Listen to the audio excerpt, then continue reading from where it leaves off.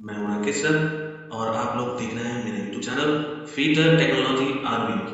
और जो भी यहाँ पे न्यू व्यूअर्स आए हैं उन सबसे रिक्वेस्ट है कि कृपया चैनल को सब्सक्राइब करना ना भूलें और वीडियो को ज़्यादा से ज़्यादा शेयर करें ताकि इसका लाभ अन्य लोगों को भी मिल सके। तो अब हम लोग बढ़ते हैं आगे वीडियो की ओर। हेलो फ्रेंड्स, आपका स्वागत है हमारे यूट्यूब चैनल पर। और आज हम लोग जानेंगे लेथ कैरेज के बारे में, जो कि काफ़ी महत्वपूर्ण भाग होता है लेथ मशीन का। और इसी के द्वारा हम लोग सारी प्रक्रियाओं को, सारे लेथ ऑपरेशन को करते हैं। तो जिसमें क्या लगा होता है, सबसे मुख्य भाग होता है हमारा, यहाँ देख रहे हैं ये टूल पोस्ट है जिसमें क्या है टूल्स लगे हुए हैं। तो ये यहाँ पर देख रहे हैं ये टूल्स है इसके। तो ये टूल्स ही कटिंग करने का काम करते हैं। तो यहाँ पर ये जो हम लोग देख रहे हैं ये लगे हुए हैं टूल्स। तो ये टूल्स होते हैं ये हाई स्पीड स्टील के बने होते हैं।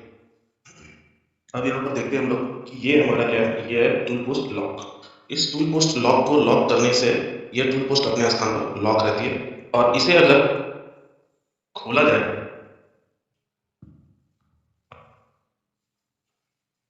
इसे अगर लूज किया जाए तो इसे हम लोग किसी भी एंगल पर एडजस्ट कर सकते हैं।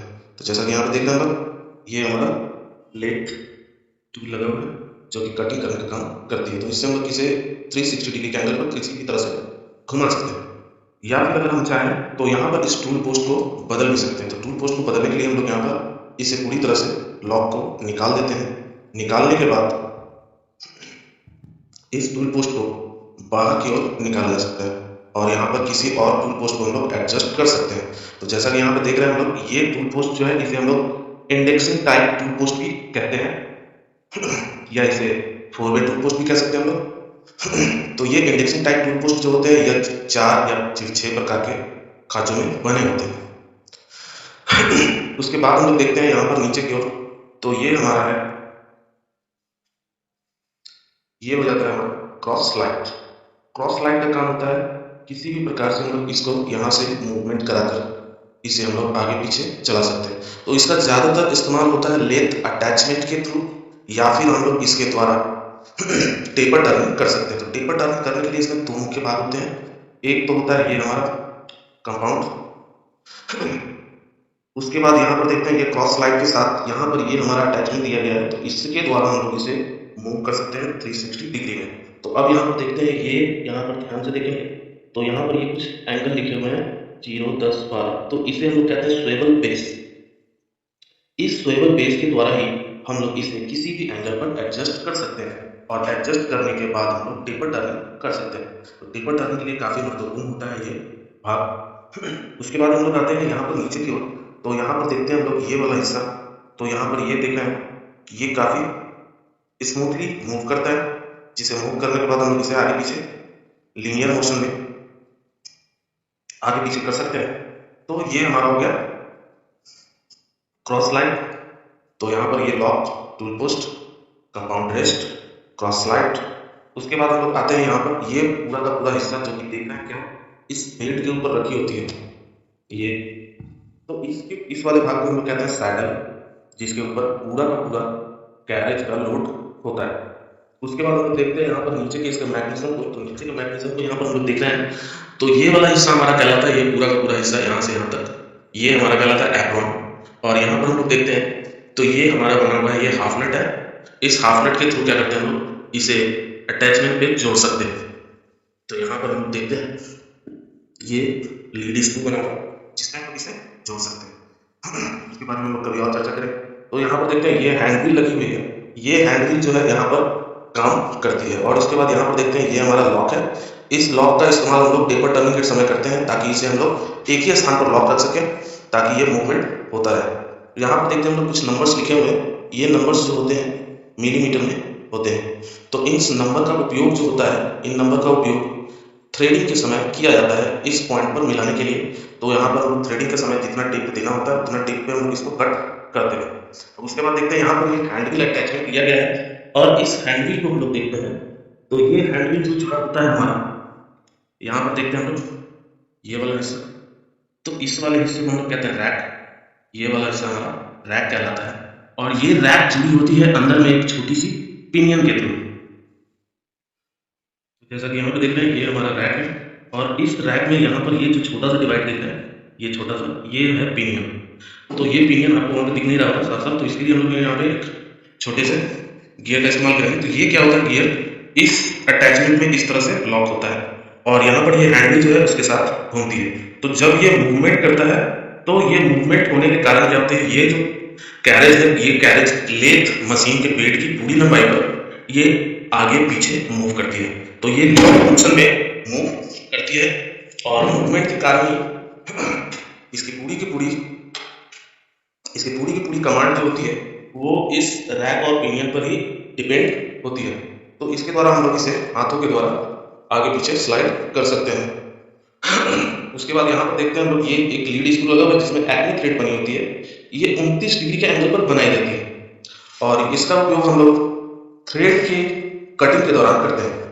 या फिर इसे हम लोग देखते हैं तो ये हमारा जो है सेमी ऑटोमेटिक लेथ मशीन है जिसको हम लोग हाथों के द्वारा भी ऑपरेट कर सकते हैं और ऑटोमेटिक भी उपयोग कर सकते हैं। लेकिन इस लीड स्क्रू में यह खासियत होती है कि जितनी ये हमेशा एक ही ओर चलेगी। अगर ये लेफ्ट हैंड साइड चलना होगा तो सिर्फ लेफ्ट हैंड साइड ही चलेगी और राइट हैंड साइड में करते हैं तो ये सिर्फ राइट हैंड साइड ही मूव करती है। यह खुद से स्वतः फ्री नहीं है, यह अपने आप उस कट को पॉइंट पे लाती है और फिर वहां से वापस लौट आती है। तो ऐसा इसमें नहीं होता है।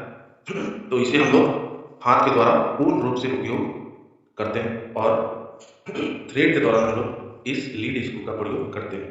तो इस लीड स्क्रू में एक खासियत होती है कि यहाँ पर एक कट बना होता है जिस कट के द्वारा हम लोग यहाँ पर देख सकते हैं कि ये कट यहाँ पे बनी हुई है। इस कट का प्रयोग जो होता है वो फीड देने के लिए किया जाता है। तो फीड का मतलब होता है कट की गहराई, यानी कि किसी भी चीज को, किसी भी मेटल को जब हम लोग कटिंग करते हैं तो काटते समय, जैसे कि यहाँ पर देख रहे हैं जॉब लगी हुई, तो इस कटिंग के लिए हम लोग क्या करते हैं कि इस पॉइंट पर यहाँ से यहाँ तक जितनी कट दी जाती है वो कट की गहराई कहलाती है, कट की गहराई कहलाती है और यही हमारा फीड होता है। तो फीड यहाँ पर हम लोग देख चुके हैं और इस फीड के लिए हम लोग क्या करते हैं, यहाँ पर कटिंग स्पीड को भी निकालते हैं।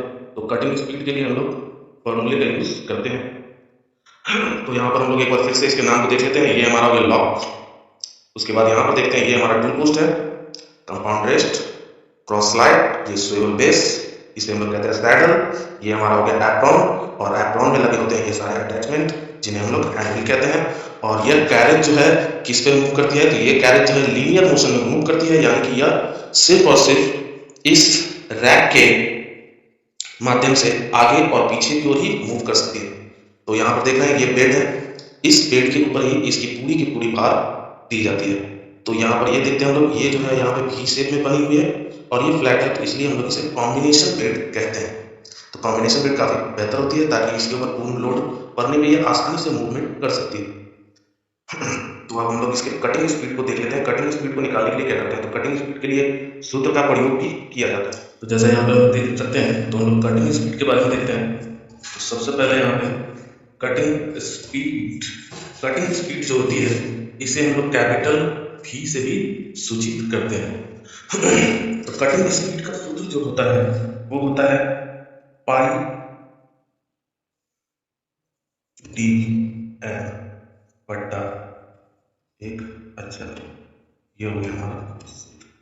तो यहाँ पर देख सकते हैं, तो यहाँ पर हमारे पाई का मान जो होता है वो होता है 22/7। उसके बाद यहाँ पे देखते हैं डी, तो डी जो है हमारा ये होता है डायमीटर। उसके बाद यहाँ पर हम लोग देखते हैं एम, तो एम हमारा होता है आरपीएम। आरपीएम का मतलब होता है रोटेशन पर मिनट। तो ये हमारा कटिंग स्पीड का सूत्र होता है। अब इस कटिंग स्पीड के सूत्र के द्वारा ही हम लोग कटिंग स्पीड को निकाल सकते हैं कि इस वस्तु को, किसी भी पार्ट को या किसी जॉब को कितनी गति में काटा गया। तो इसके लिए हम लोग यहाँ सूत्र के अनुसार निकाल सकते हैं। जैसे यहाँ पे पाई का मान हम लोग अप्लाई कर सकते हैं, पाई के साथ अगर डी का मान हमारे पास मौजूद है तो डी का मान भी यूज कर सकते हैं।